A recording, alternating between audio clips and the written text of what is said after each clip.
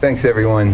Thanks to my colleagues here who we've all worked so hard over the years. It's so hard to know how to put words to something, isn't it? When you're asked to speak, how do you even do that? Like put words to this. There's a beautiful African proverb.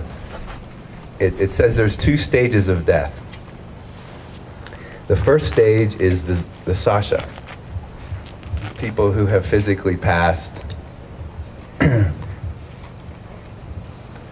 but the living still tell their story. And according to the proverb, those people are still alive. The second stage is the Zamani, people who have physically passed, and the living no longer tell their story. And the proverb says those are the true dead. So what we are doing here is holding people in the Sasha.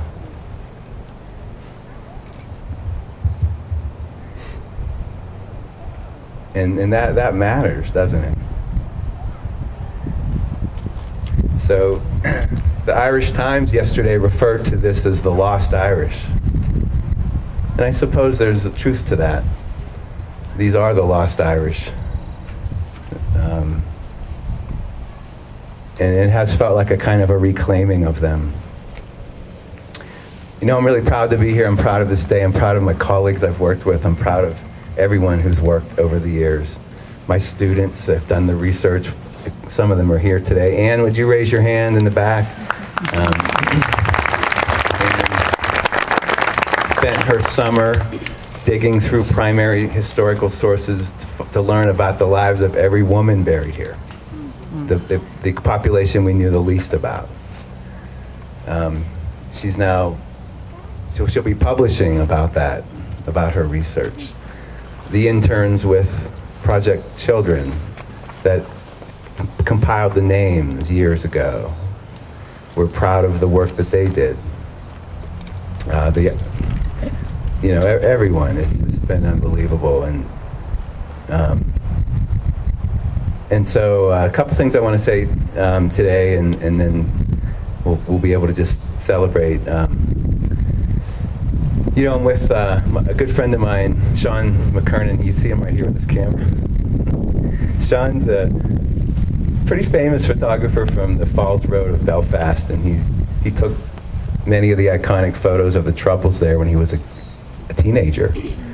We just did a big exhibit in Denver. In Belfast, there's this thing called the Wall of Solidarity. It's near the Falls Road, and on the Wall of Solidarity, there are flags and murals to struggles all over the world that the people of Belfast have said,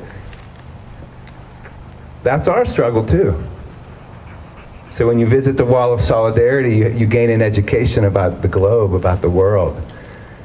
I'd like to see this is a space of reflection. You see our friends here sitting there. This is what's going to be happening. People will be coming here for discernment and reflection. I think this will be a space of solidarity. This will be our own space of solidarity in the spirit of what's happening what's happened in Belfast. There's murals to Martin Luther King, murals to struggles all over the world, murals to indigenous leaders in North America.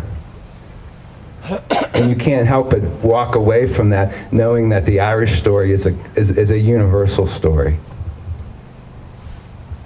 And so, in a strange time, I was watching the news this morning, getting ready to come here and realizing that the world's upside down, but here we are trying to turn it right side up. Tens of thousands of people are in line to honor a monarchy. We're here to honor the poor.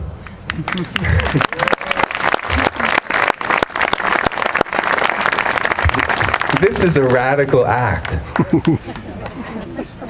Migrants are being used as political pawns today, shipped and bused to cities and dumped in the middle of cities for political purposes. We're here to honor migrants.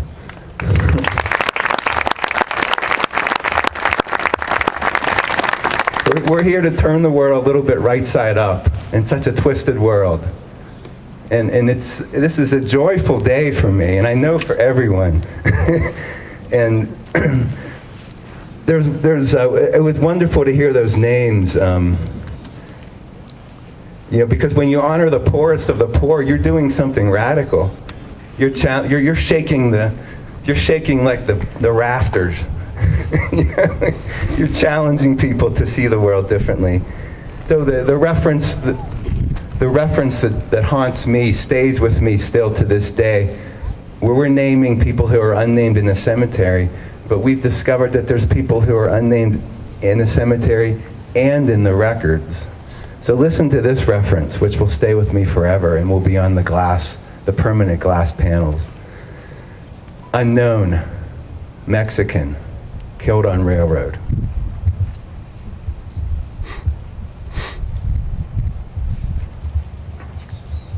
So what I'm going to do for you today is, Mayor Gregg said what they must have felt when they arrived here, those Irish immigrants.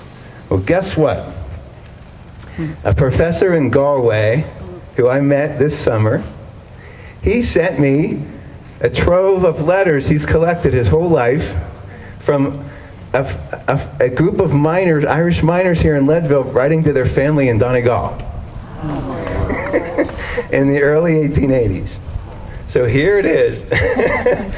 Here's the words, everyone, of the people we're honoring. Leadville, Colorado, February 11th, 1880. I am up on the top of the Rocky Mountains where they are digging gold and silver. Wages are from 12 to 16 shillings a day. I like this place except for one thing. It is too cold. We have snow here 8 months in the year. In some places, it never leaves. The people are dying fast here. When they get sick, they don't live any more than 2 or 3 days. The report is here that the people are dying in Ireland with the hunger. There was a large sum of money collected here for the relief of Ireland. So you will find in this letter the sum of 20 pounds. Let yous not be in need of anything as long as I have it. If I'm living and well and in good health, I will be there with you before this time next year. The rate fare from here to there is 18 pounds, from New York to here $65. Write as soon as possible and let me know how is times there. Tell Hannah McGinley that her uncle is here with us and tell her to come this road. He lives next door. We are not a bit sorry at our journey. Let me know who got married there since I left, and how's the landlord getting along.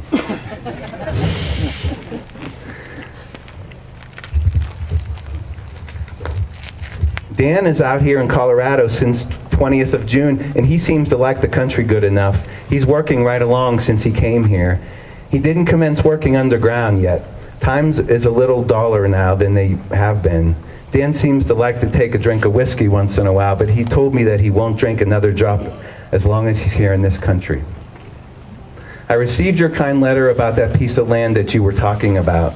You can do as you please about it. I don't want no land in Ireland. If I want land there's plenty of land here.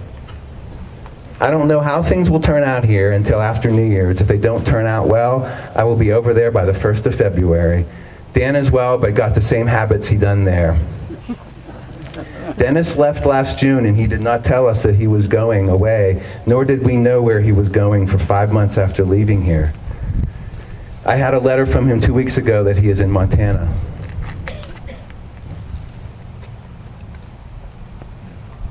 Let us know who got, write as soon as possible and let me know if the money made it all right, the sum of 20 pounds.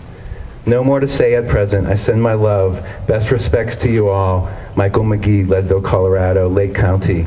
And this is the response of his parents. My dear Michael, I have received your letter and was glad to hear of your all being well, and it leaves us at present. We have excellent weather here since you left, and the potatoes will be better than they looked when you left. There's no rotten in the late potatoes as yet, but they're small in size to what they used to be. But may get bigger yet. We haven't regular harvest here yet until next week, so got the flax bruised and got it in. No more at present from your old parents. Remain your father till death. Wishing you a good harvest and a safe return. Sorry, this is, and then one more. This is a response from the cousins. There was a group of cousins that were here. Dear sister and husband, I would write to you about Mick's death, but Jim told me not to be sending too many troublesome letters. The corpse left Colorado at 6:40 this evening on Christmas Day and was here Friday afternoon. It was sorrowful watching for me to be waiting at the depot for Mick's corpse. I had a lonesome Christmas. We took Mick out home that night and he was buried the next day. The corpse remained in the church during Mass and was buried after Mass. We didn't know how Mick stood it there in Colorado. We buried Mick in our own lot for me to be buried right next to him. I thought there's no one like Mick. I was always happy when I would see him coming around the place. I'm sending you the sum of 80 pounds that I made the company give up. There's no money after Mick, and the company didn't want to give it up. All the money Mick had when he got killed, they took off of him.